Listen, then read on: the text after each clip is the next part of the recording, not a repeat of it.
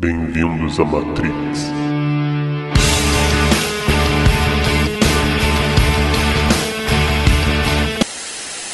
No 100, temos mais alguns pontos importantes que devem ficar claros antes de entrarmos na teoria, mesmo aprofundar na teoria nos próximos vídeos. Então, uma delas é que a fusão entre o Estado e o grande capital no capitalismo moderno, ela é evidente. A história do Estado sempre mostrou a ligação entre o poder público e a elite econômica. O Estado moderno, mais que qualquer outro na história, mostra que, mesmo nos sistemas democráticos, em que o povo aparentemente deveria ter mais poder que a elite econômica por ter maiores números, ainda assim a pequena elite econômica possui mais poder que a maioria mais pobre.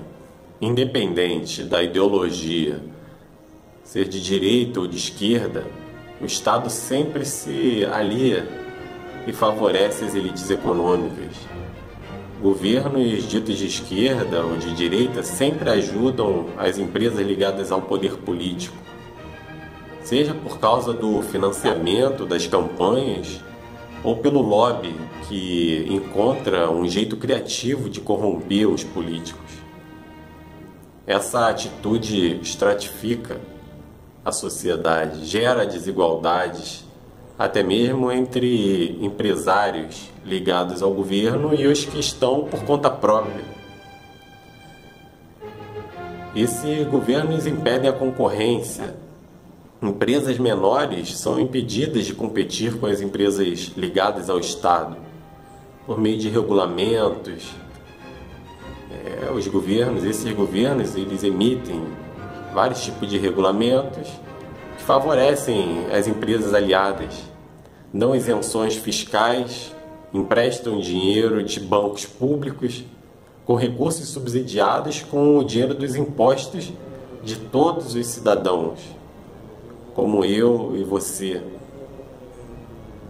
Essas distorções são fruto de um sistema com grande desigualdade entre os muito ricos e os demais. O 100 pode resolver esses problemas ao reduzir as desigualdades extremas. O poder corruptível de sedução do grande capital apenas existirá enquanto fortunas imensuráveis forem feitas com a ajuda do Estado. Empresas ligadas ao Estado não precisam concorrer, pois possuem seus monopólios e oligopólios garantidos. Podemos concluir que a livre concorrência fica, em parte, inviabilizada pela própria existência concomitante do Estado moderno e do grande capital privado. Por essa razão, o 100 garante a livre concorrência, enquanto o capitalismo atual a restringe aos pequenos negócios. Apenas as pequenas empresas, isso também tem que ficar claro, apenas nas pequenas empresas existe uma concorrência e o livre mercado. As grandes empresas que estão ligadas ao Estado não mais concorrem. O 100 resgata a livre concorrência que se perdeu no capitalismo atual. Outra questão importante é sobre o liberalismo. Liberalismo, assim como o socialismo ou o comunismo marxista, são utópicos, diferente do 100. O 100 não é utópico. Vou mostrar brevemente porque o 100 é o único modelo viável. O modelo econômico e filosófico liberal é muito coerente, porém utópico. Em teoria, o sistema liberal seria muito bom, até mesmo para os pobres. Evoluiria a economia, ainda que naturalmente iria gerar muita desigualdade. Porém, o liberalismo é utópico. Ele não consegue ser posto em funcionamento. Enquanto o Estado tiver muita força, Sem resguardar os direitos das minorias, os grupos hegemônicos da economia vão se aliar aos políticos e ao poder dos políticos e do Estado. Desde o início da história, sempre quem toma o poder político busca se manter lá. O Lúcio Brutus, fundador da República Romana, que após destronar o rei, se recusou a ser um rei ele próprio. Esse é um exemplo extremamente isolado em toda a história. Quem detém o poder nunca busca reduzir o seu próprio poder. O liberalismo exige que um governo restrinja o seu próprio poder. Isso provavelmente nunca vai acontecer. Por isso, o liberalismo é utópico. Nunca será atingido. O 100 é mais prático do que esse modelo liberal ou libertário da escola austríaca, porque pode ser implantado. Isso faz dele ser mais prático. A viabilidade. Com o 100, conforme o grande capital privado perde força, a liberdade pode ser vislumbrada. Isso porque o maior fomentador do aumento do Estado é o grande capital privado. Esse é até um paradoxo na teoria liberal. Eles querem liberdade, só que esse modelo capitalista atual leva a acabar com a liberdade. A estatolatria não surge dos movimentos marxistas, ela surge das elites econômicas. Isso é desconhecido, né? A maior prova disso é que o Estado surgiu antes do nascimento de Karl Marx. O poder central impositivo surgiu para garantir o poder das elites. Ao longo da história, a elite econômica sempre esteve ligada ao poder político. A elite nunca permitirá um sistema liberal, como pregado por essa escola austríaca. O grande capital não quer concorrência. Ele lucra mais no sistema de privilégios garantido pelo Estado. O maior inimigo da liberdade é, portanto, o grande capital. Só o 100 pode reduzir o poder do grande capital privado e aumentar a liberdade geral, seja econômica ou de direitos. O que vale para o 100 não se aplica à esquerda no geral. Qualquer outro modelo, seja socialista ou comunista, marxista, acaba por impedir a liberdade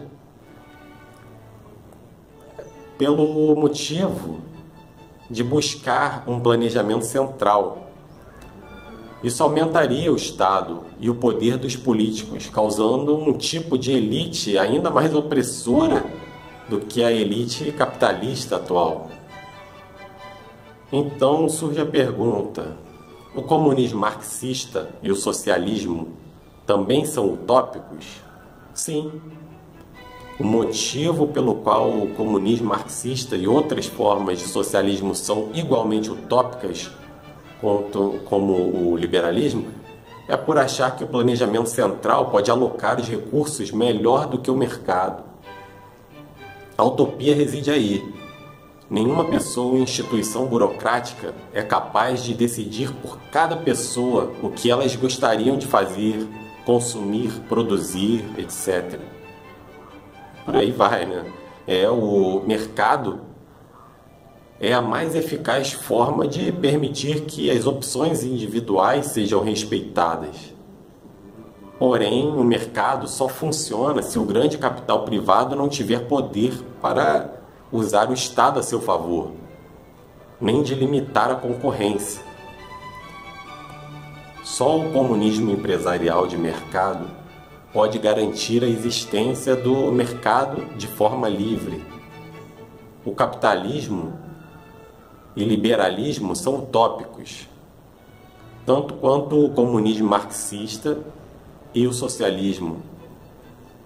O 100 é a única solução viável para permitir liberdades individuais, igualdade de direitos e uma economia forte com livre concorrência. apoiada nos princípios liberais até mesmo. O modelo de centro-esquerda, como PT e PSDB, também são utópicos, porque nunca vão atingir os seus objetivos igualitários, como eles pregam, que buscam esse objetivo. Enquanto houver uma elite econômica extremamente poderosa capaz de manipular os políticos e ditar as regras, não atingiremos as igualdades de oportunidades almejadas pela esquerda.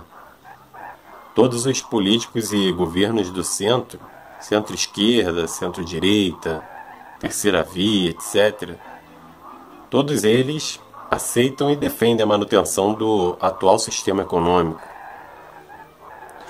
Logo, PT, PSDB e PMDB, e por aí vai. A maioria dos partidos brasileiros, na verdade, estão no centro. Talvez todos. Então, todos esses são iguais, são idênticos no geral, apenas se diferenciam em pequenos detalhes. Outro ponto muito importante é que o CEM, o Comunismo Empresarial de Mercado, não exige ruptura com as instituições presentes no capitalismo. No sistema atual que o Brasil possui e atua, o CEM não exige ruptura com esse sistema.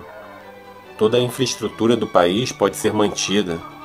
Os empregos públicos, as polícias, as instituições de ensino, todo o setor da saúde, incluindo os hospitais, os médicos e tudo, sistema previdenciário, forças armadas, por aí vai. Tudo pode ser mantido, exatamente como está agora. As leis não precisam ser mudadas. As empresas privadas também não precisam sofrer alterações impostas pelo governo. A mudança no sistema econômico será silenciosa e gradual. Então, não precisam ter esse receio que muitos têm quanto a outros modelos de comunismo marxista, por exemplo. As pessoas têm um receio enorme porque acham que nesse modelo eles teriam que destruir todas as instituições. E quanto a isso estão certos, porque nesse modelo o comunismo marxista exige, sim, a destruição da maioria das instituições que nós temos. Já no CEM, no Comunismo Empresarial de Mercado, não. Tudo pode continuar exatamente igual está. Só o que vai mudar vai ser será o sistema econômico, e não vai mudar pela força. O Estado não vai ter que impor nada. Apenas o que vai mudar é o que está previsto na teoria do CEM. O que vai mudar vai ser que vamos ter uma economia mais dinâmica, mais eficiente, mais produtiva.